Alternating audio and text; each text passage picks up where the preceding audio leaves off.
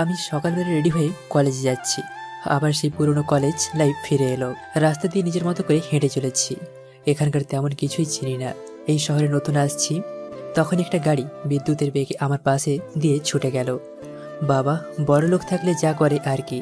আমি এসব না ভেবে রাস্তার ফুটপাত দিয়ে হেঁটে যেতে লাগলাম। কলেজে এসে গেটের ভেতর দিয়ে প্রবেশ করছি। তখনই কিছু ভিন্ন ভিন্ন প্রাণীকে চোখে পড়লো। কেউ কান ধরে দাঁড়িয়ে আছে, কেউ সিগারেটে আগুন জ্বালিয়ে দিচ্ছে। এসব আর কি। আমি আবার মতো ক্লাসের দিকে যাচ্ছি। দোস্ত, কলেজে কি আজকাল খ্যাত ছেলেরাও চান্স পায় নাকি বলতো? ওই যে ছেলেটার দিকে তাকিয়ে দেখ, আমার তো দেখেই বমি আসছে। চল, মনে হচ্ছে আজকেই প্রথম, একটু মজা নিয়ে আসি। চল।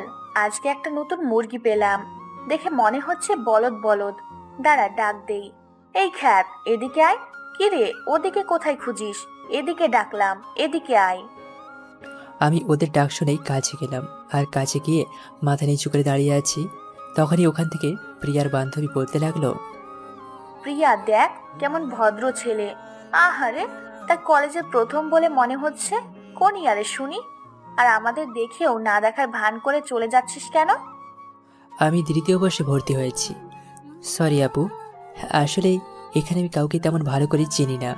এখন তো আপনাদের চিনলাম, আর এখন থেকে আর এমন ভুল হবে না। সরি আপু। এই, তুই জানিস কার সামনে দাঁড়িয়ে বকবক করছিস? প্রিয়া চৌধুরী, টপ বিজনেসম্যান রফিক সাহেবের একমাত্র মেয়ে। প্রিয়া, বিষয়টা দেখ তো। কি রে, আমরা তোর কোন কালের আপু হই? তুই আমাদের আপু ডাকছিস? এখন থেকে ম্যাম বলে ডাকবি, বুঝতে পারছিস? আর কোনো ভুল হলে মেরে তক্তা বানিয়ে দেব। এই কলেজ আমার, আমি এই কলেজে রাজত্ব করি, বুঝতে পারলি? জি আপু, বুঝতে পারছি। আচ্ছা আপু, আমাদের ক্লাসটা কোন দিকে একটু বলে দিতে পারবেন? আসলে আমি কিছু তো চিনি না, তাই বললাম। সোজা গিয়ে 2 তলায় যাবি। আর প্রথম ক্লাসটাই। এখন বিরক্ত করিস না, যা এখান থেকে। এই বলে ছেলেটা চলে গেল। আমি আর প্রিয়া কথা বলতে লাগলাম। এদিকে আমি ক্লাসে চলে আসলাম। ক্লাসে এসেই দেখি সবার সামনে ব্রাঞ্চ ফাঁকা রয়েছে। আমি সেখানেই বসে পড়লাম। সবাই আমার দিকে ভূত দেখার মতো তাকিয়ে আছে। মনে হচ্ছে আমি পৃথিবীর বাইরে কোনো একটা গ্রহ থেকে আসছি। আমি বুঝতে পারছি ওরা কেন আমার দিকে তাকিয়ে আছে। আমার পরনে 60 টাকার জুতো, 150 টাকার ফুটপাথ থেকে কেনা প্যান্ট, আর একটা নর্মাল শার্ট, চুলে খ্যাতের মতো তেল দেওয়া, আর সবাই কত দামি দামি ড্রেস পরে আছে। একটু পর দেখতে পেলাম নাকি আর প্রিয়া। আসলে আমি ওদেরকে আগে থেকেই চিনি। ওদের ব্যাপারে বেশ খুঁজে নিয়েছিলাম। শুধুমাত্র নাম আর ছবিটা দেখেছিলাম। ওরা এসে আমার গালে ঠাস করে থাপ্পড় মারলো। আমি কিছু বুঝতে পারলাম না ওরা কেন আমাকে থাপ্পড় মারলো। আর তখন রাগী কণ্ঠে প্রিয়া বলতে লাগলো, কি রে খ্যাতের বাচ্চা, তোর সাহস কি করে হয় আমার বেঞ্চে বসার? তুই জানিস না এটা আমার বেঞ্চ? আমি কাউকে বসতে দেয় না। যা পেছনে যা। এইসব ফকিরের বাচ্চা কোত্থেকে যে আসে আল্লাহই জানে। প্রিয়া এটা বলতে সবাই হেসে দিল। আমি মাথা নিচু করে পেছনে চলে আসলাম। পেছনে চুপচাপ একা বসে আছি। জানি আমার সাথে কেউ বসবে না। আমি মাঝে মাঝে করে বসে আছি। একটু পর স্যার ক্লাসে আসলো। সবাই দাঁড়িয়ে পড়লো, আমিও দাঁড়ালাম। আর তখন স্যার আমাকে বলতে লাগলো, এই ছেলে, তুমি কি সেই শাহরিয়ার রহমান? আজকে কলেজে নতুন অ্যাডমিশন নিছো? তো তোমার পরনে এমন ময়লা জামা কাপড় কেন? জি স্যার, আমি এসে শাহরিয়ার রহমান। স্যার, আমি এখানে পড়তে আসছি, কোনো ফ্যাশন শো করতে আসিনি। তাছাড়া স্যার, আমি অনেক গরিব পরিবারের, তাই আমার পরনে এমন ময়লা জামা কাপড়। সরি স্যার কথা বলার জন্য। আচ্ছা ঠিক আছে, তাহলে বসো। আর মন দিয়ে ক্লাস করবে। ক্লাসে কোনো ফাঁকি দিও না, ঠিক আছে? আর সবাই শোনো, ও হচ্ছে শাহরিয়ার রহমান। সবাই বন্ধুর মতো দেখবে আশা করছি। তারপর স্যার ক্লাস করতে লাগলো। আমিও মন দিয়ে ক্লাস করতে লাগলাম। এভাবেই সময়টা হলো। আমি এসবগুলো ক্লাস শেষ করে বাইরে বের হলাম। আর তখন দেখি প্রিয়া, রাখি আরও কয়েকজন মিলে আড্ডা দিচ্ছে। তখনই আমাকে দেখে তারা ডাক দিল। আমি এটার ভয় পাচ্ছিলাম এতক্ষণ ধরে। আমি কোনো উপায় না পেয়ে কাছে গেলাম আর সামনে মাথা নিচু করে দাঁড়ালাম। আর তখন প্রিয়া বলতে লাগলো, শোন, আমার পাটা মুছে দে, ময়লা লেগে গেছে। এই জন্য তুই টাকা পাবি, চিন্তা করিস না। তোকে 1000 টাকা দিব নে, কর। আরে প্রিয়া, এই ছোট লোকের বাচ্চা কি 1000 টাকা চোখে দেখছে কোনোদিন? এই ছোট লোকের বাচ্চা, কাজটা কর। এর জন্য তুই 1000 টাকা পাবি। তোর 1 মাসের খাবারের টাকা হয়ে যাবে। আমার যা আছে তোদের মতো ফকিন্নির তা নেই। আমার তুলনা করতে গেলে তোরা আমার কাজের লোকের সমান হতে পারবি না। কথাটা মনে মনে বললাম। কিরে, তুই আবার দাঁড়িয়ে আছিস কেন? কর, নইলে এমন মার খাওয়াবো ছেলেদের দিয়ে যে কোনোদিন হাসপাতাল ছেড়ে বাসায় যেতে পারবি না। আমি না চাইতেও পকেট থেকে রুমাল বের করলাম আর নিচু হয়ে প্রিয়ার পা মুছতে লাগলাম। আর তখন সবাই আমাকে দেখে হাসছে। এত অপমান সহ্য করতে হচ্ছে আমাকে একটা কারণে, না হলে এদের কি করতাম তা আমি নিজেও জানি না। আমি মুছে দিয়ে দাঁড়ালাম আর তখন প্রিয়া তার ব্যাগ থেকে 1000 টাকার নোট বের করে আমার সামনে ফেলে দিল আর বলতে লাগলো, আজকে থেকে তুই প্রতিদিন আমার জুতা মুছে দিবি, আর তোকে আমি 1000 টাকা দিব। এতে করে লাভটা তৈরি হবে। একটু কাজ করে 1000 টাকা পেলি। এখন টাকাটা নিয়ে আমার চোখের সামনে থেকে চলে যা। আমি টাকাটা ফেলেই চলে আসলাম। পেছন থেকে আমি অনেককে দেখেছি, আমি শুনিনি।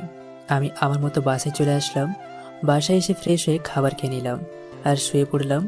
শুয়ে শুয়ে ভাবছি, কলেজে আখি আর প্রিয়ার জন্য আমার কাজটা করা যাবে না কি করে? ওরা তো সব সময় আমাকে সময় লেগে থাকে। তাহলে আমার কাজটা করব কোন সময়? ওদের কাছ থেকে আরও দূরে দূরে থাকতে হবে, তা না হলে আমার কিছু ব্যাঘাত ঘটবে। আমি এসব ভাবতে ভাবতে কখন যে ঘুমিয়ে গেলাম মনে নেই। ঘুম ভাগলো বিকেলবেলা। তারপর উঠে কফি বানিয়ে ছাদে চলে আসলাম। আর তখনই আমার ফোনে কল আসলো। দেখি কমিশনার স্যার কল দিয়েছে। আমি কলটা রিসিভ করলাম। আরও পাশ থেকে কমিশনার স্যার বলতে লাগলো, সারিয়াল, কি অবস্থা তোমার? প্রথম দিন কলেজে কেমন কাটলো? আর চারিদিকে কিছু দেখতে পেয়েছো? আমার কাজটা তাড়াতাড়ি করা চাই। প্রতিদিন কোটি কোটি টাকার ড্রাগস ডিল হচ্ছে এই কলেজে। স্যার আজকে কলেজের সব কিছু দেখে আসছি। কালকে থেকে কাজ শুরু হবে। চিন্তা করবেন না, ওদেরকে আমি ঠিকই ধরে ফেলবো। আজ পর্যন্ত এই শাহরিয়ার জীবনে কখনো ব্যর্থ শব্দটা আসেনি। ঠিক আছে, সাবধানে কাজ করো যেন তোমাকে কেউ চিনতে না পারে। যেভাবে ছদ্মবেশে আছো এভাবে থাকো, আর শিক্ষকদের ওপরে একটু বেশি নজর রেখো। আমার ধারণাও এটার সাথে এরাও জড়িত আছে। বেস্ট অফ লাক মাই সন। তারপর স্যার কল কেটে দিল। আমি ছাদে দাঁড়িয়ে কফি খাচ্ছি আর পুরনো স্মৃতিগুলো ভাবছি। বাবা মারা যায় ছোটবেলায়, মা স্কুলে শিক্ষকতা করতেন। মা আমাকে কখনো ভাবার অভাবটা বুঝতে দেয়নি। আর সেই মা 2 বছর আগেই মারা গেছে। বাবা মার একমাত্র সন্তান ছিল, কতই না ভালো ছিল ছোটবেলাটা। এসব ভাবতে ভাবতেই চোখটা ঝাপসা হয়ে আসলো। আমি চোখটা মুছে মায়ের সেই হাসি মুখটা চোখের সামনে ভেসে উঠল। এভাবে সময়টা পার হলো। সন্ধ্যাবেলায় রুমে এসে ল্যাপটপে কাজ করতে লাগলাম। আর ল্যাপটপে অনেক রাত পর্যন্ত কাজ করে খাবার খেয়ে ঘুমিয়ে গেলাম। সকালবেলা ঘুম ভাঙলো। আর ঘুম ভাঙতেই ফোনটা হাতে নিলাম আর হাতে নিয়ে দেখলাম কারো মেসেজ। আমি মেসেজটা ওপেন করলাম আর দেখলাম আদিবা মেসেজ দিয়েছে। আজ হঠাৎ করে 4 বছর পর মেসেজ। কারোর অনুভূতি বলছি, আমি এখনো তোমায় বড্ড মিস করি। সেদিন আমার কোনো দোষ ছিল না সারে। আমি তোমাকে আগে যেমন ভালোবাসতাম এখনো ভালোবাসি। বলো তুমি কোথায় আছো? মেসেজটা দেখে আমি আর কোনো কথা বলতে পারছি না। কেমন যেন সব কিছু থেমে গেছে। মুখ দিয়ে কোনো কথা বের হচ্ছে না। যাকে এতটা ভালোবাসলাম সে নিজের ইচ্ছায় চলে গেল। এখন আবার কেন ফিরে আসলো আমি কিছু ভাবতে পারছি না। আমি ফ্রেশ হতে চলে আসলাম আর ফ্রেশ হয়ে রেডি হয়ে নিলাম কলেজের জন্য। তারপর ফোনটা নিয়ে কলেজ যেতে লাগলাম। আর কলেজ এসে দেখি প্রিয়া আর আঁখি একটা ছেলের সাথে কথা বলছে। আমি ভালো করে দেখলাম এটার কেউ নয়, এটা নেতার ছেলে অভি। আমি এক পা দিয়ে যেতে লাগলাম আর তখন কেউ আমাকে ধাক্কা দিয়ে ফেলে দিল। আমি মাটিতে ঘাসের উপর পড়ে গেলাম আর তাকে দেখি আঁখি ধাক্কাটা দিয়েছে। আর আমি পড়ে আছি দেখে সবাই হাসতে লাগলো। আর তখন প্রিয়া বলতে লাগলো, জানিস শফি, আমাদের কলেজে একজন মুচি পড়তে আসছে। তাহলে একবার ভেবে দেখ আমাদের অবস্থাটা কোথায় হয়ে দাঁড়িয়ে। স্যার কেন যে এই খ্যাটটাকে অ্যাডমিশন দিতে গেল কিছুই বুঝতে পারছি না। আরে দেখ দেখ কেমন করে তাকিয়ে আছে, মনে হচ্ছে আমাকে এখনই চোখ দিয়ে গিলে খাবে। অভি, তুই কিছু বলবি? দেখ কিভাবে তাকাচ্ছে। তখনই ছেলেটা এসে আমাকে তুললো আর 2-3টা থাপ্পড় মারলো। আমি কিছু বললাম না। আমার প্রথম টার্গেট হচ্ছে অভি। তারপর আমাকে অনেক অপমান করে আমি সব কিছু মুখ বুজে সহ্য করে ক্লাসে চলে আসি। আর একটু পর স্যার আসলো আর স্যারের পেছনে আমি আঁখি আর প্রিয়াও আসলো আর এসে বসলো। আর তখন স্যার সবার উদ্দেশ্যে বলতে লাগলো, তোমাদের কলেজের সাথে বিতর্ক প্রতিযোগিতার আয়োজন করা হয়েছে। প্রতিটা ডিপার্টমেন্ট থেকে এখন নির্বাচন করা হবে। পরে সেই 3 জনকে নির্বাচন করে অন্য কলেজের সাথে বিতর্ক প্রতিযোগিতার আয়োজন করা হবে। বুঝতে পারছো তোমরা? প্রিয়া, তুমি এটার নেতৃত্ব দেবে। স্যার, আপনি কোনো চিন্তা করবেন না, আমরাই জয়ী হব। প্রতিদিন আমিই জয়ী হই, এবারও সেটা কোনো ব্যতিক্রম হবে না। কিন্তু আর কে বিতর্ক প্রতিযোগিতায় অংশগ্রহণ করবে? কেউ তো হাত তুলছে না। আচ্ছা, তোমরা এত বড় হয়েছো, তাহলে ভয় কেন পাও বলো তো? আচ্ছা, এখানে জোরের কিছুই নেই। এই যে নতুন ছেলে শাহরিয়ার রহমান, তুমি বিতর্ক প্রতিযোগিতায় অংশগ্রহণ করবে। জি স্যার, আমি বিতর্ক প্রতিযোগিতায় অংশগ্রহণ করতে চাই। প্লিজ স্যার, আপনি ব্যবস্থা করে দিন, আমি পারবো ইনশাল্লাহ।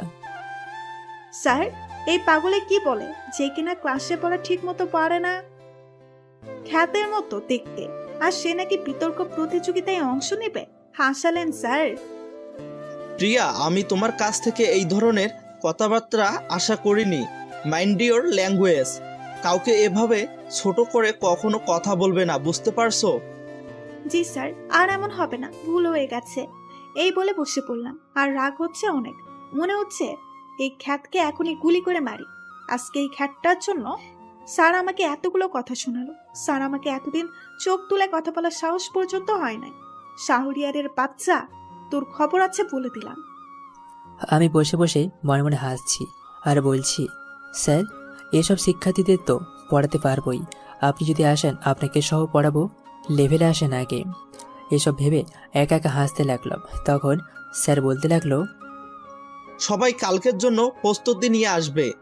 কালকে তোমাদের কলেজের মধ্যে আগে হবে, পরে যারা সিলেক্ট হবে তাদেরকে অন্য কলেজের সাথে বিতর্ক আয়োজন করা হবে।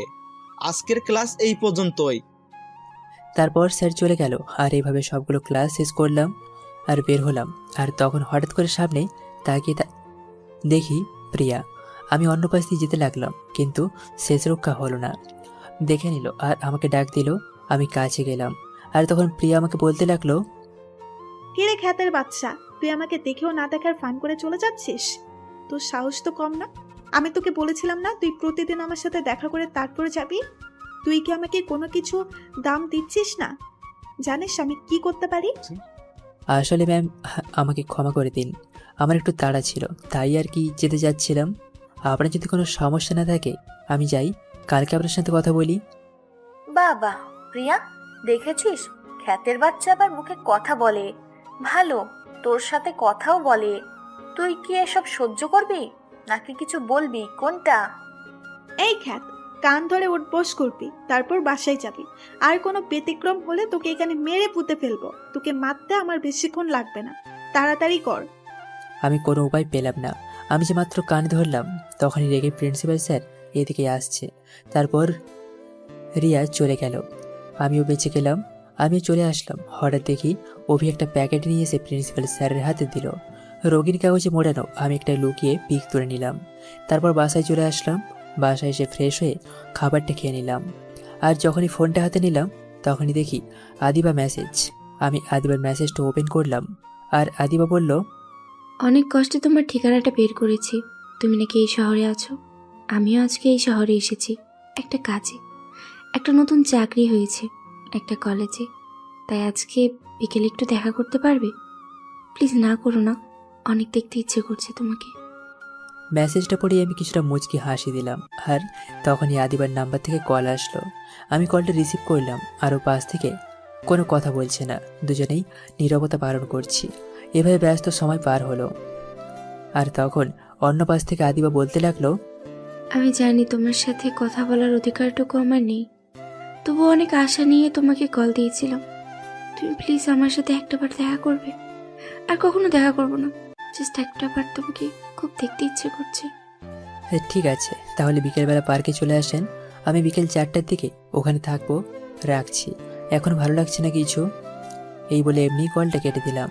তারপর শুয়ে রইলাম। শুয়ে শুয়ে ফোন টিপছি আর ভাবছি আজকে রাতে অপারেশনে যেতে হবে। এভাবে সময়টা পার হলো। আর বিকেলবেলা রেডি হচ্ছি। কালো প্যান্ট, টি শার্ট, ওপরে লেদার জ্যাকেট, কালো সানগ্লাস, পায়ে লোফার, জেদটা। তারপর বাইকের চাবিটা নিয়ে বাইকটা গ্যারেজ থেকে বের করলাম আর পার্কে যেতে লাগলাম। পার্কে এসে দেখি আদিবা অনেক আগে থেকেই বসে আছে, নীল শাড়ি পরে আছে। আমি ওর সামনে গিয়েই বাইকটা ব্রেক করলাম। আর হেলমেটটা মাথা থেকে খুললাম। তারপর ওর পাশে বেশ দূরত্ব রেখে বসলাম। আর তখন আদিবা আমাকে বলতে লাগলো, আগের চেয়ে অনেক সুন্দর হয়ে গেছো দেখছি। বেশ, অনেক উন্নতি হয়েছে তোমার। চেনাই যাচ্ছে না আগে শাহরিয়ার কি ছিল আর এখন কি হয়েছে। মানুষ সবসময় পরিবর্তনশীল, তবে পরিবর্তনটা হওয়া দরকার। ভালো কাজে পরিবর্তনটা কাউকে ঠকিয়ে ভালো থাকা যায় হয়তো, যার জন্য আজ আর বলতে পারলাম না, থেমে গেলাম। আর তখন আদিবা বলতে লাগলো, তোমাকে ছেড়ে আসার পর জীবনে অনেক কিছুই নেমে আসে। বিয়েটা হলো, বিয়ের কয়েকদিন ভালো ছিল, কিন্তু আস্তে আস্তে যার সাথে বিয়ে হয় অনেকটা পরিবর্তন লক্ষ্য করলাম। ওর সাথে আমি কখনো হ্যাপি ছিলাম না, সবসময় ঝগড়া হতো আমাদের। কি করব, বাবা মা জোর করে বিয়ে দিয়ে দিয়েছে।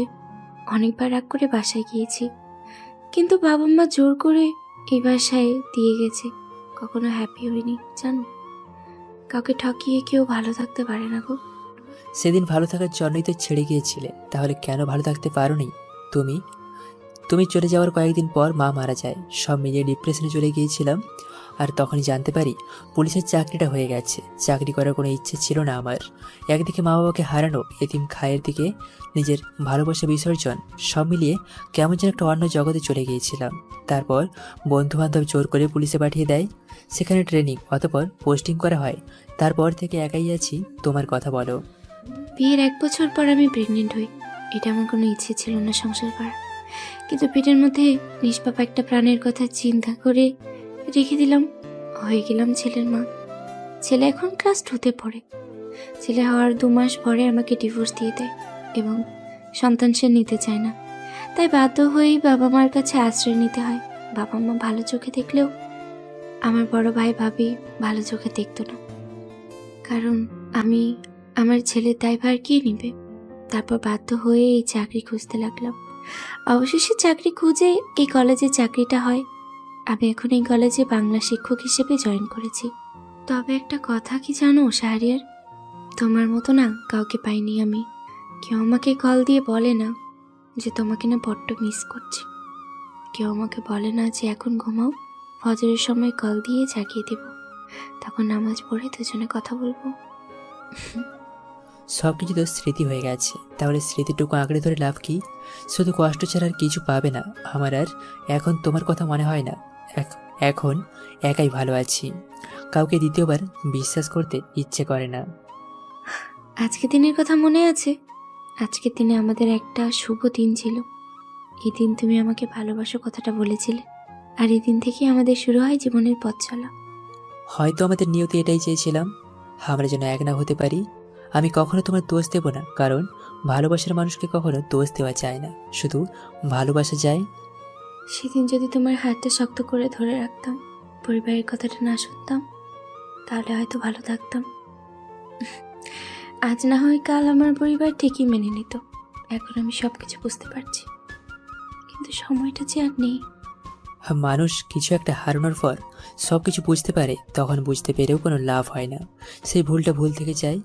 তোমার জন্য প্রতিটা রাত কান্না করেছি। সেদিন আমি তোমার হাতটা পর্যন্ত ধরে বলেছিলাম, আমাকে ছেড়ে যেও না। আমাকে কি মন থেকে ক্ষমা করা যায় না? জানো, এখন না তোমাকে না প্রতিটা রাতে স্বপ্নে দেখি।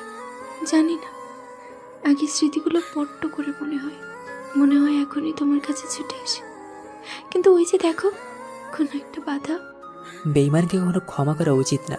ভদ্র ভালোবাসতাম তোমায়, কিন্তু তুমি সেটা বুঝলে না। তুমি তোমার পরিবারের দিক তাই দেখলে। সেদিন যদি পালিয়ে আসতাম, তাহলে আজ পর্যন্ত একা থাকতে হতো না। পরিবার ঠিকই মেনে নিত। আচ্ছা, অনেক কথা বললাম, বলো কি খাবে? ফুচকা নাকি চটপটি?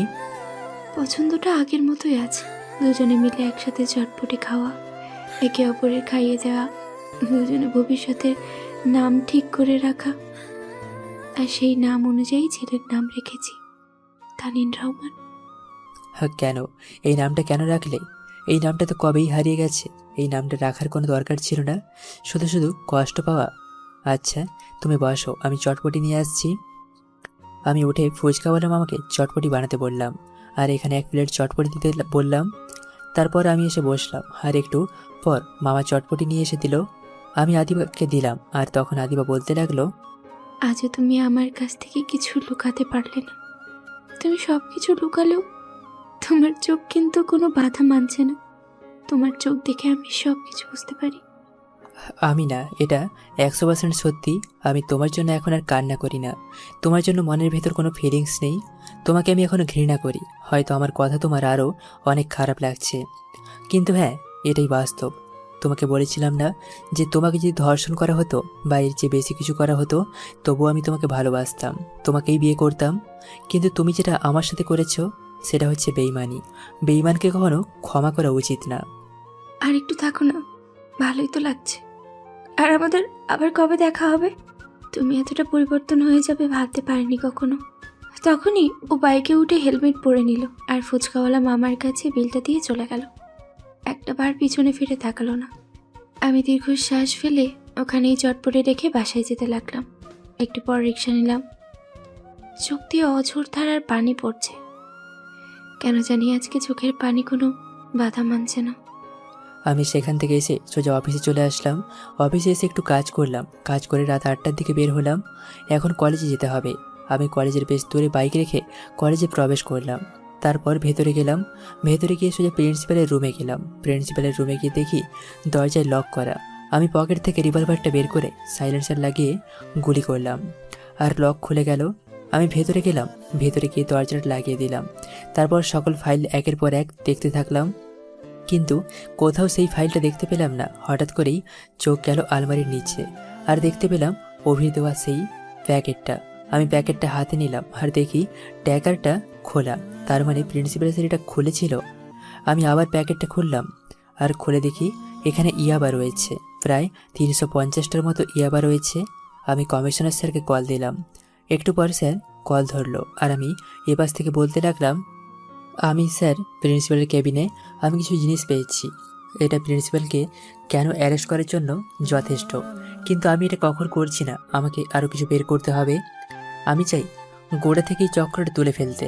এখন প্রিন্সিপালকে অ্যারেস্ট করলে সমস্যা হবে, উপর থেকে অনেক চাপ আসবে।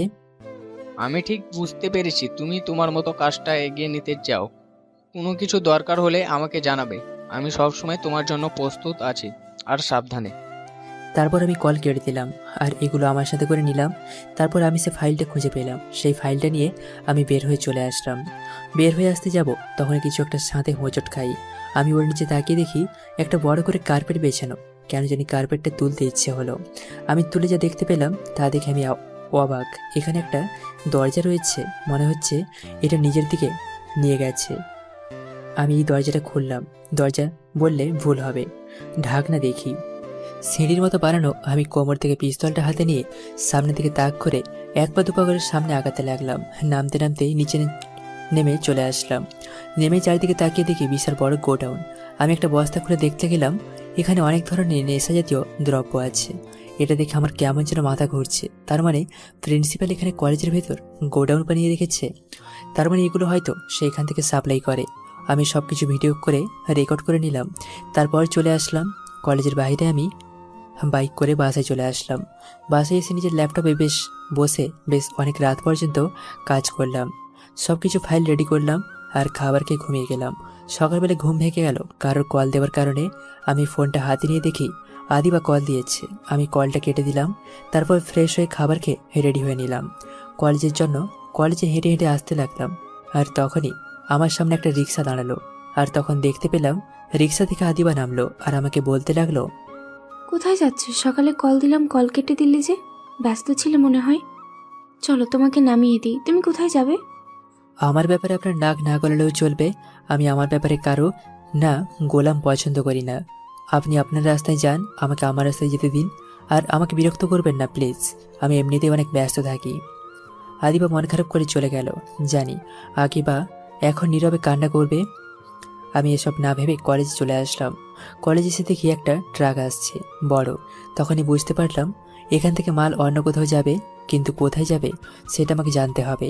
আর পাশেই দেখে অভি দাঁড়িয়ে আছে, আর অন্যদিকে আখি আর প্রিয়া বসে বসে আড্ডা দিচ্ছে। তখন প্রিয়া বলতে লাগলো, আছে কি বলতো, আমাদের কলেজে প্রায় প্রায় ট্রাক কেন আসে আর এগুলোর মধ্যে কি নিয়ে যায়? তুই কি এসব ব্যাপারে কিছু জানিস? আমার না জানতে ইচ্ছা হয় মাঝে মাঝে। দেখি বাবা এখানে আসে। না রে, আমি এসব কি করে জানবো? এসব বাদ দে, তুই এসব নিয়ে চিন্তা করিস না। যা করার তাই করুক। চল এখন ক্লাসে যাই। প্রতিদিন ওই ছেলেটাকে র্যাগিং করতে ভালোই লাগে। চল ক্লাসে যাই। তারপর আখিকে সাথে করে নিয়ে ক্লাসে নিয়ে চলে আসলাম। ক্লাসে এসে বসলাম। আর একটু পর ওই ছেলেটা ক্লাসে আসলো, এসে সবার পেছনে বসে পড়লো। এদিকে আমি পিছনে বসে আছি, আর তখন স্যার ক্লাসে এসে বলতে লাগলো, আমরা সবাই মিলে সিদ্ধান্ত নিয়েছি যে তোমরা তিনজনই ওই কলেজের সাথে বিতর্ক প্রতিযোগিতায় অংশগ্রহণ করবে। তোমরা ছাড়া অন্য কেউ বিতর্ক প্রতিযোগিতায় অংশগ্রহণ করতে রাজি হচ্ছে না, বিধায় তোমাদেরকে সিলেক্ট করা হয়েছে। আশা করি প্রস্তুতি নিবে। আর বিতর্ক প্রতিযোগিতায় বিষয় হচ্ছে ইপটিজিংয়ের জন্য কারা দায়ী। কালকে সকাল 10টায় কলেজে উপস্থিত থাকবে। ধন্যবাদ। স্যারের কথা শুনে প্রিয়া বেশ কিছুটা খুশি হলো। তারপর এভাবে সবগুলো ক্লাস করে এক একে করতে লাগলাম। তো লাস্ট ক্লাসে হঠাৎ দেখি আদিবা আমাকে দেখে বেশ অবাক হলো।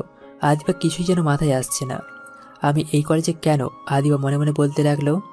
কি ব্যাপার, ওর তো পড়াশোনা কমপ্লিট, তাহলে আবার কলেজে ভর্তি হয়েছে, তাও আবার দ্বিতীয় বর্ষে বসে ক্লাসও করছে।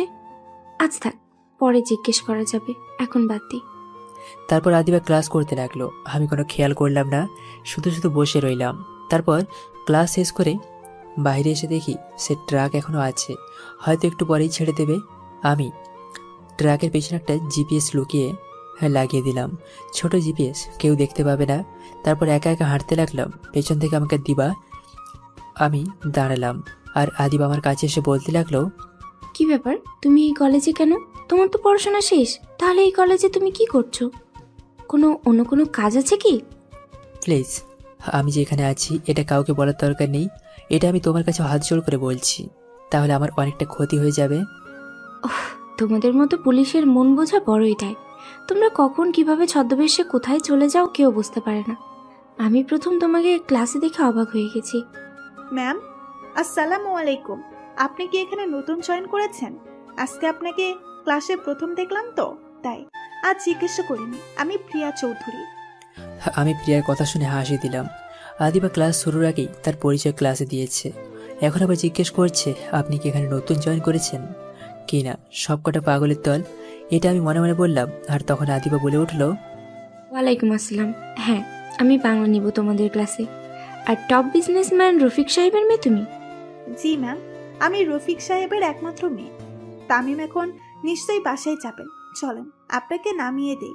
আমি ওই দিকটাই যাব, আমার বাসা ওই দিকে। আমি আমার মতো হাঁটতে লাগলাম। তারপর বাসায় এসে তাড়াতাড়ি করে ল্যাপটপ নিয়ে বসলাম। জিপিএস ট্র্যাক করা গেছে, এটা এখন সিলেটের উদ্দেশ্যে যাচ্ছে। এখন হাইওয়ে রোডে আছে। আমি এখন কমিশনার স্যারকে কল দিলাম। একটু পর কমিশনার স্যার কল ধরলো, আর আমি এপাশ থেকে বলতে লাগলাম, স্যার, মনে হচ্ছে আমরা শীঘ্রই অপরাধীদের ধরে ফেলবো।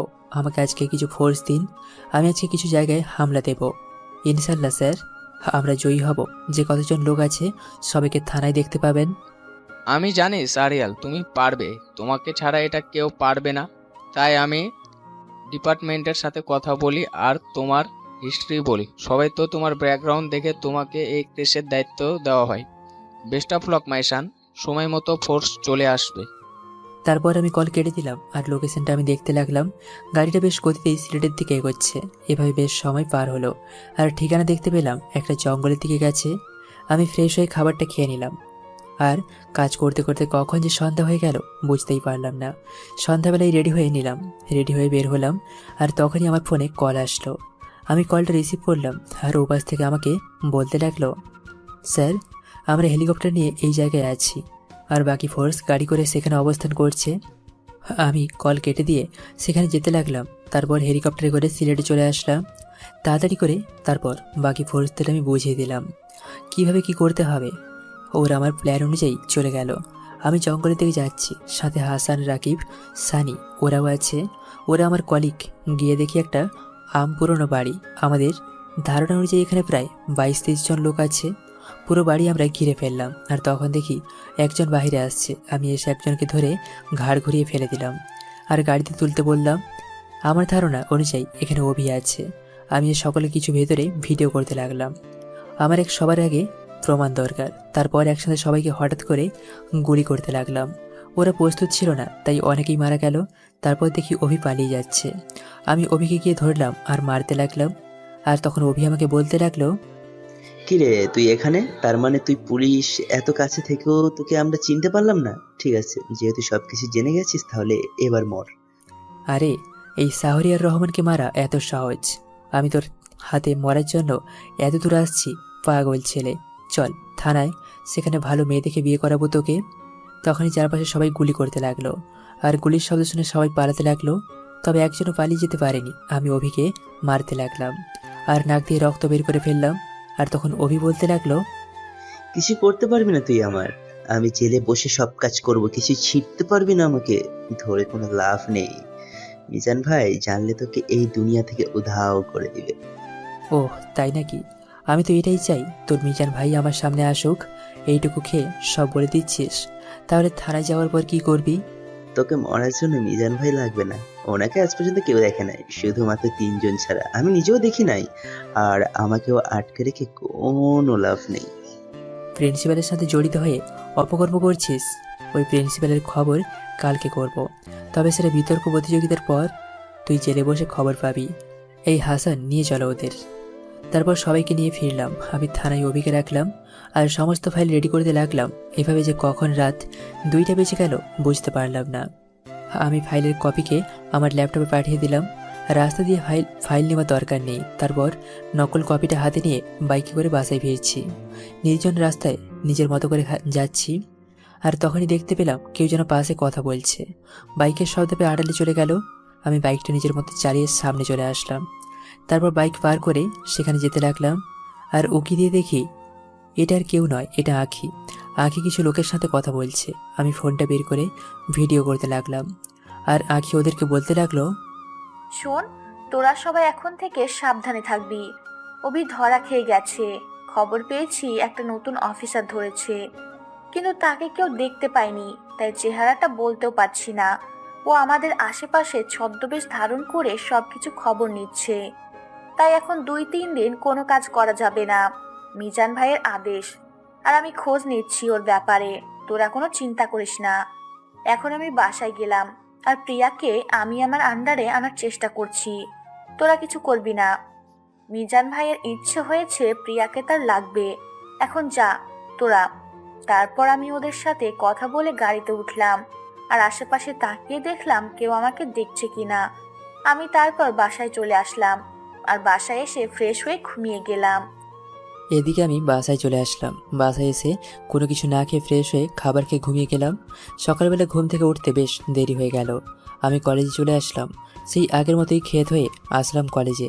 কলেজে এসে দেখি প্রিয়া আর আঁখি সবার সাথে কথা বলছে, আর অনুষ্ঠান সাজানো হচ্ছে। অন্য কলেজ থেকে বিতর্কিত আসছে। মোটামুটি একটা অনুষ্ঠানের মতোই বলা যায়। সবাই উপস্থিত আছে। তারপর একটা কোনায় দেখলাম আমাদের প্রিন্সিপাল স্যার বসে আছে। বসে বসে কারোর সাথে যেন ফোনে কথা বলছে। মুখটা কেমন যেন বিষণ্ণ দেখাচ্ছে। আমি এটা দেখে বেশ খুশি হলাম। আজকে সবার সামনে সব কিছু ফাঁস করে দেব। আমি কমিশনার স্যারকে একটা কল দিলাম। একটু পর স্যার কল রিসিভ করলো, আর আমি এপাশ থেকে বলতে লাগলাম, স্যার, আমাকে এখানে কলেজের কিছু সিকিউরিটি দিতে হবে। আমার মনে হচ্ছে কলেজে কোনো কিছু একটা হতে যাচ্ছে, বোম ব্লাস্ট হতে পারে। তাই আমি সিকিউরিটি চাচ্ছি। ডিসপোজাল ইউনিট ছদ্মবেশে কলেজে আসতে বলেন। এক্ষুনি স্যার না হলেও অনেকটা ক্ষতি হয়ে যাবে। আমার সমস্ত প্ল্যান মাটি হয়ে যাবে। ঠিক আছে সাহেল, আমি পাঠিয়ে দিচ্ছি, তোমার কোনো চিন্তা করতে হবে না। আমি 10 মিনিটের মধ্যে কলেজে ছদ্মবেশে বম ডিসপোজাল ইউনিটকে পাঠিয়ে দিচ্ছি।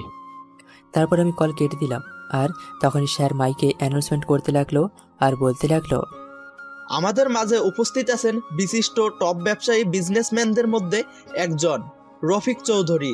এছাড়াও আমাদের মাঝে উপস্থিত আছেন আমাদের এমপি মহোদয়।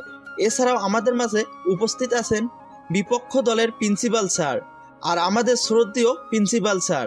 তো বিচারকদের তাদের আসনে আসার জন্য বলা হচ্ছে। তোমরা নিজ নিজ আসনে চলে আসো। আমার খুব টেনশন হচ্ছে। তো আমরা কি ওদের সাথে পারবো?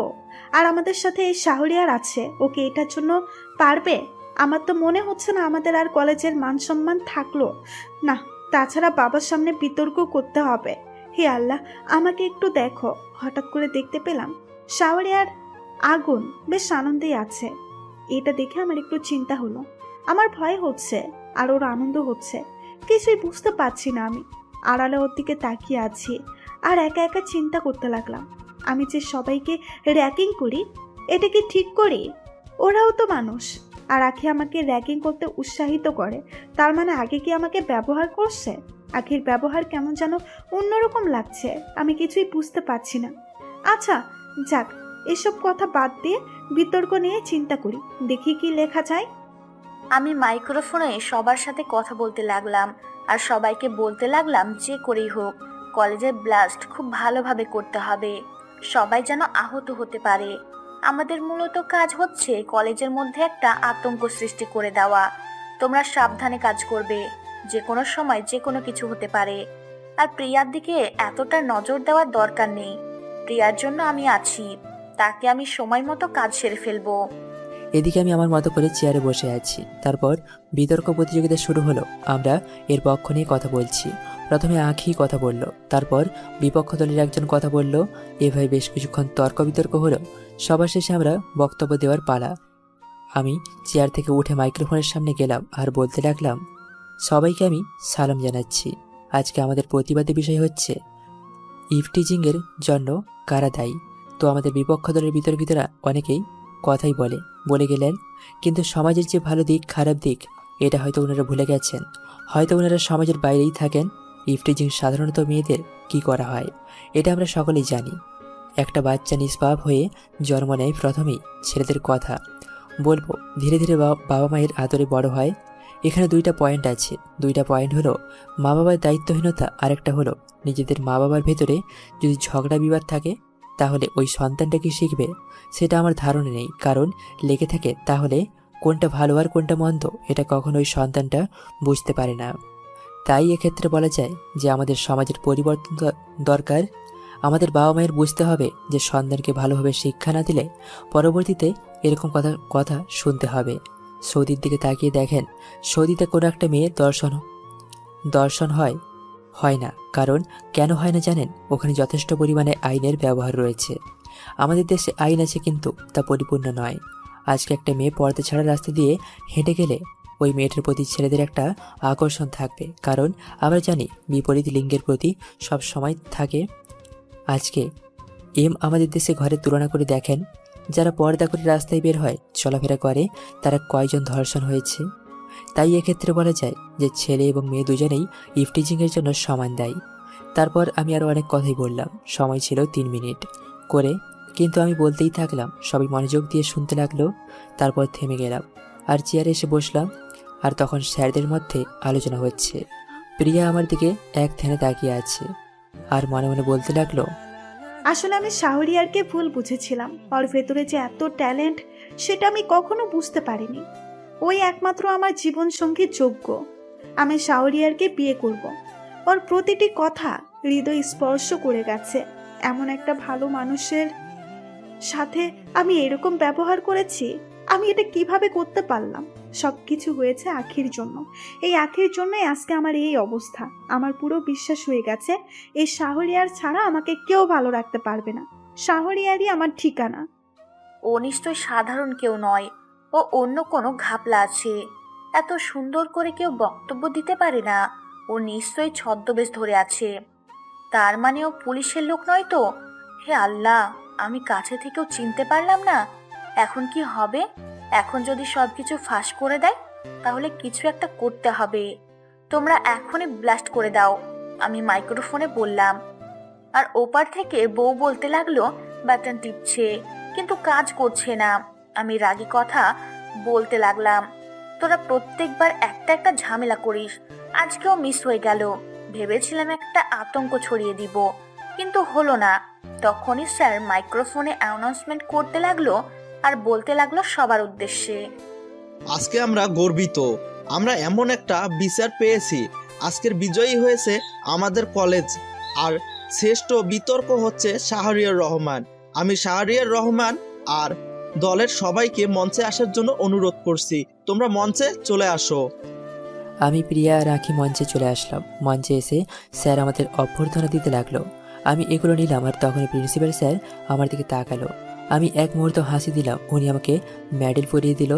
আর তখন আমি হাসানকে মাইক্রোফোনে বললাম, হাসান, এই প্রিন্সিপালকে অ্যারেস্ট করো। আর তিসা, তুমি আখিকে ধরো, ও পালাচ্ছে। আমার কথা শুনে সবাই অবাক। আমি প্রিন্সিপালের দিকে তাকিয়ে আছি, তখন প্রিন্সিপাল পালাতে লাগলো আর হাসান গিয়ে ধরে ফেললো। আমি গিয়ে প্রিন্সিপালকে মারতে লাগলাম। সবাই বুঝতে চেষ্টা করছে কি হচ্ছে এসব। তারপর প্রিন্সিপালের আঁকিকে গাড়িতে তুললাম আর আমি মাইক্রোফোনের সামনে এসে বলতে লাগলাম, আসলে আমি খুবই দুঃখিত যে আজকে এমন একটা অনুষ্ঠানে এই অবস্থা করার জন্য। আসলে ও ছিল একজন মাদক ব্যবসায়ী, বিভিন্ন ক্রাইমের সাথে জড়িত আছে। উনি শিক্ষকতার আড়ালে অনেক কিছু করতেন। আমরা সব কিছু প্রমাণ নিয়ে ওনাকে অ্যারেস্ট করেছি। আপনারা কেউ ঘাবড়াবেন না। আর আমি ছদ্মবেশে কলেজে এসেছিলাম। আমার যদি কোনো ভুল হয়ে থাকে তাহলে আমাকে মাফ করে দেবেন। আর প্রিয়া, তোমার বাবাও একসাথে জড়িত আছে, তাই তোমার বাবাকেও অ্যারেস্ট করা হলো।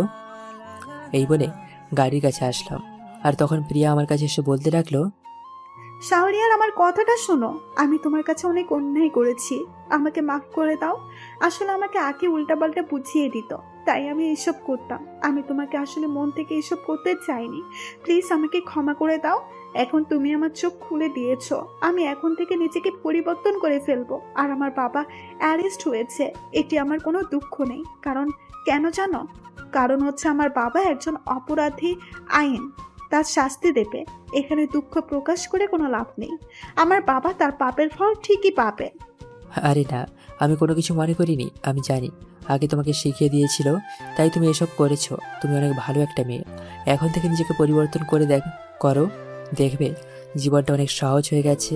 আসছি, ভালো থেকো। তারপর আমি থানায় চলে আসলাম। থানায় এসে ওদেরকে জেলে পাঠিয়ে দিলাম আর সকল ফাইল রেডি করলাম। আর তখনই কমিশনার ছাড়া আমাকে কল দিল আর কল দিয়ে ওপার থেকে আমাকে বলতে লাগলো, শাহরিয়ার, তোমার কাজে ডিপার্টমেন্ট অনেক খুশি হয়েছে। তুমি ওদেরকে প্রমাণ নিয়ে ধরেছো। এখন ওদের কাছ থেকে কিভাবে সবকিছু বের করবে সেটা তুমি জানো। কোনো রাজনৈতিক পাওয়ার বা অন্য কোনো শক্তি তোমাকে গ্রাস করতে পারবে না। স্যার, প্রিন্সিপালের যে গোডাউনে যেসব মালামাল পাওয়া গেছে সেগুলো আমি কোর্টে পাঠিয়ে দিয়েছি। এগুলো হাসান সাথে করে নিয়ে যাচ্ছে। আর কোনো রাজনৈতিক পাওয়ার দেখালেও কোনো কাজ হবে না। আমি ওদেরকে এমনভাবে শিক্ষা দেব যে মিজান দেশে আসতে বাধ্য হবে। দরকার হলে আমি বিদেশে যাব, তবু আমি এই দেশ থেকে মাদক দ্রব্য ক্রাইম নির্মূল করে ছাড়বো ইনশাল্লাহ। আমি তোমার সমস্ত ফাইলগুলো উপরে পাঠিয়ে দিচ্ছি। এখন মিজানকে দেশে নিয়ে আসার জন্য একমাত্র তুমি পারবে। যত তাড়াতাড়ি সম্ভব মিজানকে দেশে নিয়ে চলে আসো। আর মিজান বম ব্লাস্ট করতে পারে, এই ব্যাপারে তুমি কি উদ্যোগ নেবে? স্যার, প্রতিটা গুরুত্বপূর্ণ জায়গায় ইউনিটকে তাদেরকে ডিউটি দিতে হবে। আর সন্দেহজনক কিছু দেখলেই চেক করতে হবে এবং প্রতিটি মোড়ে মোড়ে রাস্তায় রাস্তায় চেকপোস্ট বসাতে হবে। ঠিক আছে, তুমি যেটা ভালো মনে করো সেটা করো। কোনো কিছু দরকার হলে আমাকে জানাবে, আমি সর্বোচ্চ চেষ্টা করব। আর একটু সাবধানে চলাফেরা করবে, কিছু হতে পারে তোমার ওপর। তারপর আমার সারাদিন এভাবেই পার হলো। আমি সন্ধ্যার দিকে বাসায় ফিরছি আর তখন হঠাৎ করে আমাকে কেউ পেছন দিক দিয়ে গুলি করতে লাগলো। আমার পায়ে বুলেট প্রুফ জ্যাকেট থাকায় কিচ্ছু হলো না। আমিও গুলি করতে লাগলাম আর ওরা পালিয়ে গেল। আমি বাসায় চলে আসলাম আর বাসায় এসে ফ্রেশ হয়ে খাবার খেয়ে শুয়ে পড়লাম। সারাদিন অনেক দখল গেছে। তখনই কি যেন আমাকে কল দিল। আমি কলটা রিসিভ করলাম আর ওপাশ থেকে আমাকে বলতে লাগলো, আমি প্রিয়া বলছি, কলটা কেটে দিও না প্লিজ। আমি সত্যিই বুঝতে পারি নাই। আমাকে কি এখনো ক্ষমা করতে পারো নাই তুমি? আরে সমস্যা নেই, আমি তো আপনার উপর কোনো রাগ করি নাই। তাহলে এখানে ক্ষমা করব কি করে? তাছাড়া আপনি তো কোনো অন্যায় করেন নাই। তাহলে আজকে থেকে আমাকে তুমি করে বলতে হবে, না হলে আমি মনে করব তুমি আমার উপরে এখনো রাগ করে আছো। তুমি এখন আমাকে ক্ষমা করতে পারো নাই। আসলে আমি তো কাউকে তেমন তুমি করে বলি না। আর আপনার কি আমার সাথে কোনো দরকার আছে? না হলে কলটা রাখেন, আমি একটু রেস্ট নেব। আমার মনে হচ্ছে তুমি এখন শুয়ে আছো। শুয়ে শুয়ে কি আমার সাথে কথা বলতে পারবে না? এটা কি কোনো কথা হলো? তুমি শুয়ে থাকো আর আমার সাথে কথা বলো, দেখবে অনেক ভালো লাগছে। আচ্ছা, আমি আপনার সাথে কেন কথা বলবো এটা বলেন। তাছাড়া আমার তো কোনো কথা নেই আপনার সাথে। আপনি আমার কাছ থেকে কি চান বলেন তো শুনি। তোমার কাছ থেকে একদিন এমন কিছু চাইবো যা তুমি নিজে থেকেই আমাকে দিবে। বেশি জোর করতে হবে না। এখন আপাতত তোমার বন্ধু, ওকে? আচ্ছা, আপনি আমার নাম্বারটা কোথা থেকে পেয়েছেন? আমি তো আমার নাম্বার কাউকে দেইনি। তাছাড়া আমার কোনো বন্ধুর দরকার নেই। আমি এভাবেই একা ভালো আছি। তুমি যদি এখন আমার সাথে কথা না বলো তাহলে আমি রাতে খাবো না, রাতে না খেয়ে থাকবো এবং কলেজেও যাব না। আরো অনেক কিছু করব যেটার জন্য দায়ী থাকবে তুমি। আমি জীবনে সব থেকে বেশি ভয় পাই আমাকে কেউ ব্ল্যাকমেল করলে আর আমাকে ব্ল্যাকমেল কেন করছেন? আপনার কিছু হলে আমার কি? এখন কিছু না হলেও পরে ঠিকই বুঝতে পারবে। তুমি এখন, তোমাকে আমি বোঝাতে পারবো না, আর তোমাকে বোঝানোর ক্ষমতা আমার নেই। জানো, আজকে থেকে আমি নামাজ আদায় করা শুরু করে দিয়েছি। এখন থেকে আমি পর্দা করে চলবো। তবে যাই হোক, আপনি আল্লাহর পথে ফিরে এসেছেন, এতেই অনেক কিছু। কেউ আমার কথায় এতটা পরিবর্তন হবে এটা কখনো আশা করতে পারিনি। আমি এখন আপনার কথা শুনে বেশ ভালোই লাগলো। তুমি তো মনে হয় মাগরিবের নামাজ আদায় করনি। এখন তো নামাজের টাইমও চলে গেছে। আচ্ছা, তাহলে এশার নামাজ আদায় করবে কেমন? আর আমি এশার নামাজ আদায় করে খাবার খেয়ে আবার কল দিব। এখন রাখছি। এই বলেই কল কেটে দিল প্রিয়া। আমি প্রিয়ার কথা শুনে একা একাই হাসছি। আমি জানি প্রিয়া আমাকে ভালোবাসতে শুরু করে দিয়েছে। দেখি এই ভালোবাসা কোনো পর্যন্ত থাকে। একজনকে তো বিশ্বাস করে হারিয়ে ফেলেছি, দ্বিতীয়বার কাকে বিশ্বাস করব? আমি শুয়ে শুয়ে ফোন টিপতে লাগলাম। তারপর এছাড়া আজান দিল।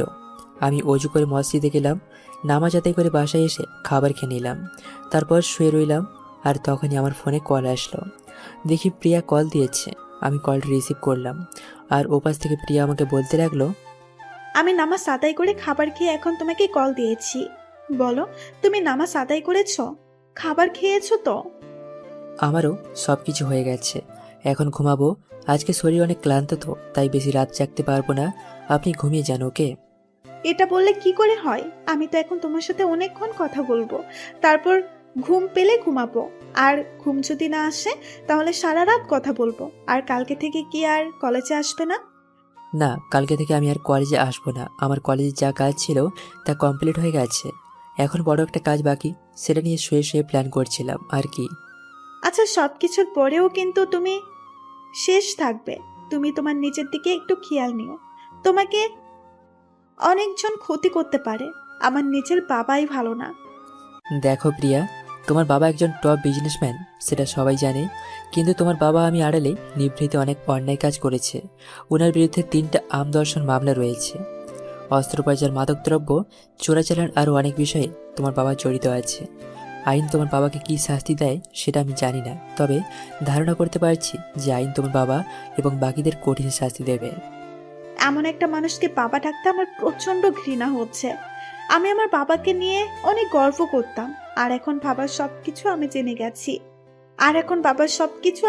গেছি।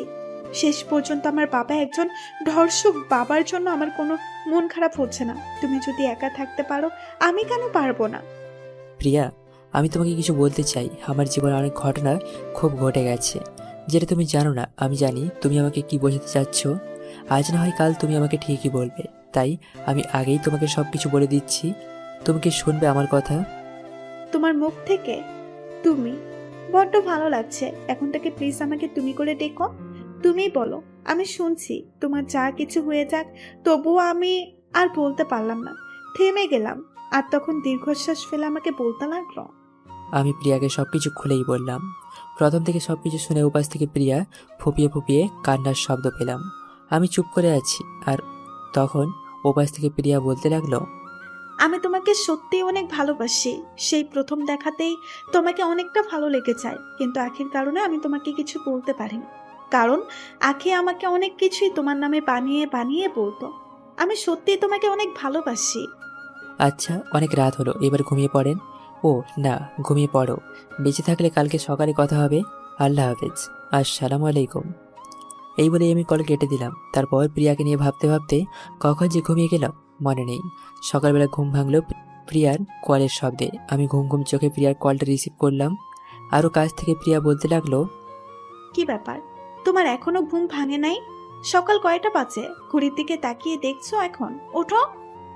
আরে না, আমি আরেকটু ঘুমাবো। কালকে অনেক রাত করি তো ঘুমিয়েছি। আর কি ব্যাপার, এখন তো সকালও হয়নি, আর তুমি বলছো সকাল হয়ে গেছে? চারদিকে তো এখনো অন্ধকার। 10 মিনিট পর ফজরের আজান দিবে, তাই তোমাকে জাগিয়ে দিলাম। এখন উঠে ফ্রেশ হয়ে অজু করে নামাজ পড়ে নাও, তারপর আবার ঘুমাবে, ঠিক আছে? আমিও অজু করে নামাজ আদায় করে নিচ্ছি। এই বলে প্রিয়া কল কেটে দিল। আমিও উঠে ফ্রেশ হয়ে উঁচু করে নিলাম। তারপর নামাজ আদায় করে আবার ঘুমিয়ে গেলাম। সকালবেলা আমি ঘুমিয়ে আছি, তখনই আবার কে যেন ফোনে কল দিল। আমি কলটা রিসিভ করলাম। আর ওপাশ থেকে বলতে লাগলো, শাহরিয়ার তুমি কোথায়? আমাকে কারা যেন বাসা থেকে ধরে এনেছে। ওরা সবাই মুখোশ পরা, আমি কাউকে চিনতে পারছি না। তুমি আমাকে এসে নিয়ে যাও। তুমি কোথায় আছো আমাকে বলো, আমি এখনই আসছি। আর কে তোমাকে ধরে এনেছে এটা দেখতে পাওনি? তুমি কোনো টেনশন করো না, আমি এখনই আসছি। আরে কোথায় তুই? তোর জন্যই তো এত কিছু করা। আর এই প্রিয়াকে আমি অনেক আগের থেকে টার্গেট করে রেখেছি। আমি ওর সাথে বিয়ের ব্যবস্থা করেছি, এসে বিয়েটা খেয়ে যা। সাথে আরেকজন আছে, ওর নাম কি যেন বললো? ও হ্যাঁ, আদিবা, ওর সাথে বিছানায় যাব। বল কোথায় আসতে হবে? তোর যেন দেশের থাকতে পারে না। তোকে আমি এতদিন খুঁজছি আর তুই নিজে থেকেই আমাকে এসে ধরা দিলি। ঠিক আছে, আমি তোকে ঠিকানা পাঠিয়ে দিচ্ছি। আর কোনো চালাকির চেষ্টা করবি না। আর যদি চেষ্টা করিস তাহলে আমি কি করব সেটা তো বুঝতেই পারছিস। তোকে এত কিছু বলে দিতে হবে না। তারপরেই কল কেটে দিল, আমাকে কিছু বলতে দিল না। একটু পর আমার ফোনে একটা মেসেজ পেলাম, আর মেসেজ ওপেন করে দেখি ঠিকানাটা দিয়েছে। আমি কমিশনার স্যারকে কল দিলাম, আর একটু পর স্যার কল রিসিভ করলো। আমি স্যারকে সব কিছু খুলে বললাম, আর স্যার সব কিছু শুনে বলতে লাগলো, সারিয়াল, এখন তুমি কি করবে? আমি তোমার প্ল্যান অনুযায়ী ফোর্স পাঠিয়ে দিচ্ছি। তোমার যত ফোর্স লাগে নিয়ে যাও। আমি মিজানকে জীবিত অথবা মৃত চাই। ওর মতো অপরাধীর বেঁচে থাকার কোনো অধিকার নেই। জি স্যার। স্যার, আমার 10টা হেলিকপ্টার লাগবে, আর সেখানে ফোর্স লাগবে। আমি এখনই যেতে চাই, আর আমি আপনাকে কথা দিচ্ছি আমি মিজানকে আপনাকে সামনে এনে হাজির করব, জীবিত অথবা মৃত। তারপর স্যারের সাথে আরও কিছু কথা বলে কল কেটে দিলাম। আমি রেডি হয়ে নিলাম। আমার কেমন যেন প্রিয়ার জন্য অস্থির অস্থির লাগছে। নিজেকে কিছুতেই সামলাতে পারছি না। কেমন যেন বুকের ভিতর চিনচিন ব্যথা অনুভব করতে লাগলো। তার মানে আমিও কি তাকে ভালোবেসে ফেলেছি? এসব ভাবতে ভাবতে আমি রেডি হয়ে গেলাম, আর নিজেকে প্রস্তুত করে বাইরে গেলাম। তারপর সবার সাথে প্ল্যান করে জানিয়ে দেওয়ার ঠিকানায় যেতে লাগলাম। বেশ অনেকক্ষণ পর সেই জায়গায় পৌঁছে গেলাম। আমি একাই হেঁটে যাচ্ছি, আর তখনই 2টা লোক এসে আমাকে নিয়ে নিয়ে গেল। দেখি একটা বিশাল বড় গোডাউন। আমি গোডাউনে গিয়ে দেখি প্রিয়াকে করে সাজিয়ে চেয়ারে বসে রেখেছে, আর আদিবাকে চেয়ারের সাথে বেঁধে রেখেছে। আমি যেতে মিজান আমাকে ওপর থেকে বলতে লাগলো, তোর সাথে আমার কোনো শত্রুতা ছিল না। তুই আমার সকল লোকদের ধরে অ্যারেস্ট করেছিস, আর তাদের আইনের আওতায় নিয়ে শাস্তি দিয়েছিস। আমি জানি ওদের ফাঁসি হবে। তুই আমার আর অনেক বড় ক্ষতি করেছিস। তুই আমার প্রতিটি ব্যবসায় হাত দিয়েছিস। প্রিন্সিপালকে তুই ধরেছিস, অভিকে মেরে ফেলেছিস, রশিদ সাহেবকে ধরে ফেলেছিস। আমার যত জায়গা আছে সেখানেও লোক পাঠিয়ে পুড়িয়ে দিয়েছিস। কি ক্ষতি করেছিলাম আমি তোর? তুই চাইলে আমার হয়ে কাজ করতে পারিস। আমি এখনো তোকে একটা চান্স দিচ্ছি। এত কিছু করার পরও তুই কি করে ভাবলি তোর সাথে আমি হাত মেলাবো? তোর জন্য প্রতিটা ছেলে নষ্ট হচ্ছে, আজ তোর জন্য প্রতিটা ছেলে নেশায় আসক্ত। এমন কোনো খারাপ কাজ নেই যে তুই নেই। নারী পাচার থেকে শুরু করে ধর্ষণ করা, মাদকদ্রব্য চোরাচালান, অস্ত্র পাচার, সব কিছুতেই তুই আছিস। তোর প্রতিটি ব্যবসায় আমি হাত দিয়েছি এবং সেগুলো ধ্বংস করতে চেয়েছি। আমি তোকে ভালো মতন বলেছিলাম, কিন্তু তুই কথাটা শুনলি না। ওই, কে আছিস? এই অফিসারকে একটু আদর যত্ন করে দে। তখনই দুজন আমাকে মারতে আসলো। আমি সেগুলোকে মারতে লাগলাম। একে একে সবাই আমাকে মারতে লাগলো। আমি একের পর এক সবাইকে মেরে বাড়িতে শুয়ে আছি। আর তখনই দেখতে পেলাম আদিবার গায়ে একজন হাত দিচ্ছে, আর মিজান প্রিয়ার গায়ে হাত দিয়েছে। তখন মিজান আমাকে বলতে লাগলো, তুই যদি আমার লোকের গায়ের মধ্যে একবার হাত দিস তাহলে আদিবার মাথায় গুলি করে খুলি উড়িয়ে দিব। আর পিয়াকে কি করব সেটা তো আর তোকে বলে দিতে হবে না। তুই নিশ্চয়ই বুঝতে পেরেছিস। না, তুই ওদের কিছু করবি না। তোর যা শত্রু তোরা তা আছে সব আমার সাথে কর, তবু তুই ওদেরকে ছেড়ে দে। ওরা তো তোর সাথে কোনো কিছু করেনি, ওরা তো নির্দোষ। ওরা কিছু করেনি তাতে কি হয়েছে? তোর সাথে তো ওদের কানেকশন আছে। আদিবাকে দেখেছিস? কেন জানি দেখতে খাইতে ইচ্ছা করে। আহ, কুত্তার বাচ্চা, তোর বেঁচে থাকার কোনো অধিকার নেই। তোর মতো নোংরা মানুষের বাঁচার কোনো অধিকার নেই। ফোর্স ফায়ার করো। তখনই চারিদিক থেকে গুলি করতে লাগলো। মিজানের লোকেরা পাল্টা গুলি করতে লাগলো। আমি প্রিয়া আর আদিবাকে ছাড়িয়ে দিলাম আর এখান থেকে বাইরে চলে যেতে বললাম। তারপর আমি মিজানকে মারতে লাগলাম। মিজানকে মারতে মারতে হাত না করে ফেললাম, আর আমি রাগে বলতে লাগলাম, তোর না দেশে বিদেশে এত ক্ষমতা, তোকে না সবাই ভয় পায়। এখন সবাই কই? ডাক দে। সবাইকে কেউ নেই, সবাইকে আমি শেষ করে দিয়েছি। তুই পুলিশের সম্পর্কে ধারণা নেই, গোটা পৃথিবীতে আমাদের কানেকশন আছে। পাকিস্তানি ফিরোজ ভাই, সৌদির আরিয়ান খান, দুবাইয়ের ডন, সবাই শেষ। আমাকে মাফ করে দে। আমি এখন থেকে ভালো হয়ে যাব। তবু আমাকে বাঁচা, আমি এরকম খারাপ কাজ আর করব না। আমি মিজানকে গুলি করে দিলাম আর মিজান কাটা মুরগির মতো ছটফট করতে করতে মারা গেল। তারপর সবাইকে অ্যারেস্ট করে থানায় পাঠিয়ে দিলাম। আমি আদিবার প্রিয়াকে নিয়ে ফিরলাম। আদিবাকে বাসায় পৌঁছে দিলাম। তারপর আদিবা আমাকে বলল, প্রিয়া তোমাকে অনেক ভালোবাসে, সে তোমাকে অনেক ভালো রাখবে। আমি না হয় তোমার স্মৃতিগুলো নিয়ে একটা থাকবো। আমি জানি তোমার মনে আমার জন্য কোনো ফিলিংস নেই, আর কখনো হবেও না। তুমি এখন প্রিয়াকে ভালোবাসো। দোয়া করি তোমরা সুখী হও। আমি এখান থেকে দূরে কোথাও চলে যাব। এখানে থাকলেই তোমার সাথে কথা বলতে ইচ্ছে করবে। ভালো থেকো। এই বলে আদিবা বাসায় চলে গেল। আর তখন প্রিয়া আমাকে গাড়িতে শক্ত করে জড়িয়ে ধরলো। আমিও নিজের অজান্তে প্রিয়াকে জড়িয়ে ধরলাম। তারপর আমি প্রিয়াকে নিয়ে কাজী অফিসে চলে গেছিলাম। কাজী অফিসে এসে বিয়েটা করে নিলাম। টুকটুকি বেনারসি, হালকা মেকআপ, দেখতে যেন লাল পরীর মতো লাগছে। বিয়ে করে নতুন বউ নিয়ে বাসায় ফিরছি। আজকে বাবা মা বেঁচে থাকলে হয়তো অনেক খুশি হতো। আমি বাসায় ফিরে ফ্রেশ হয়ে নিলাম। আর তখনই দেখি প্রিয়ার শাড়ি পাল্টে একটা কালো শাড়ি পরেছে আর সাজগোজ তুলে ফেলেছে। আমি জিজ্ঞেস করলাম, এসব কেন করলে? তখন উত্তরে প্রিয়া আমাকে বলতে লাগলো, শোনো, আমার আর এসব পড়তে এখন ইচ্ছে করে না। তোমার বউ হতে পেরেছি, এতেই অনেক। এতেই আমি সন্তুষ্ট এবং সারা জীবন তোমার পাশে থাকতে চাই। আজকে থেকে বাইরের খাবার বন্ধ। আমি রান্না করছি, তুমি গিয়ে শুয়ে থাকো। আর না হলে আমি খাবার খাওয়ার জন্য ডেকে দিব। এ বলে আমি রান্নাঘরে চলে আসলাম। রান্না করে এসে রান্না করতে লাগলাম। এদিকে আমি শুয়ে আছি, কিন্তু ভালো লাগছে না। কেমন যেন প্রিয়ার কাছে যেতে ইচ্ছা করছে। কোনো কিছু না বলেই প্রিয়াকে পেছন থেকে পেটে শক্ত করে ধরে দিলাম আর ঘাড়ে মুখ ডুবিয়ে দিলাম। তখন প্রিয়া আমাকে বলতে লাগলো, কি ব্যাপার, এতদিন ফিরেও তাকাওনি, আর এখন বিয়ে করে মাথাটা নষ্ট হয়ে গেছে? এভাবে দুষ্টুমি করলে কিন্তু রান্না করতে পারবো না। জড়িয়ে ধরে আছো, এভাবেই থাকো। অন্য কিছু এখন করার দরকার নেই। তাড়াতাড়ি রান্না করো, খুব আদর করতে ইচ্ছে করছে। আমি কেমন যেন একটা নেশার ঘরে আছি। এই নেশা আদর না করা পর্যন্ত কাটবে না। এসব হচ্ছে না স্যার। আজকে আমাদের বাসর রাত, তাই নামাজ আদায় করে আল্লাহর কাছে শুকরিয়া আদায় করতে হবে। তারপর বাকি সব দেখা যাবে। এখন এইটুকুতেই সীমাবদ্ধ থাকো। আমি জড়িয়ে ধরে ওর ঘাড়ে চুমু দিতে লাগলাম আর ও রান্না করতে লাগলো। আমি ওর সাথে দুষ্টুমি করতে লাগলাম। আর এভাবেই সময়টা পার হলো। প্রিয়া রান্না শেষ করে আমাকে খাইয়ে দিল। আমিও প্রিয়াকে খাইয়ে দিলাম।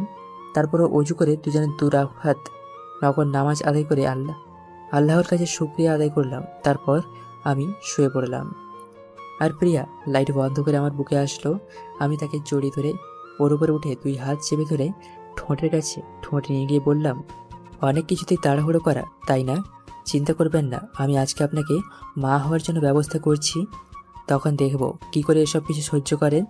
স্বামী সন্তানকে দেখতে দেখতে আপনার জীবন পার হয়ে যাবে। চুপ। আর একটা কথা বলবে না। লজ্জা শরম নাই তোমার? নাকি আপনার কাছে আসছে শুধুমাত্র মা হওয়ার জন্য? বুঝতে পেরেছেন? তখনই আমার ঠোঁট চোরা দখল করে নিলাম। আর এভাবেই না হয় চলতে থাকুক আমাদের ভালোবাসার গল্পটা। নতুন নতুন গল্প পেতে আমাদের চ্যানেলটি সাবস্ক্রাইব করে পাশে থাকবেন। ধন্যবাদ সবাইকে।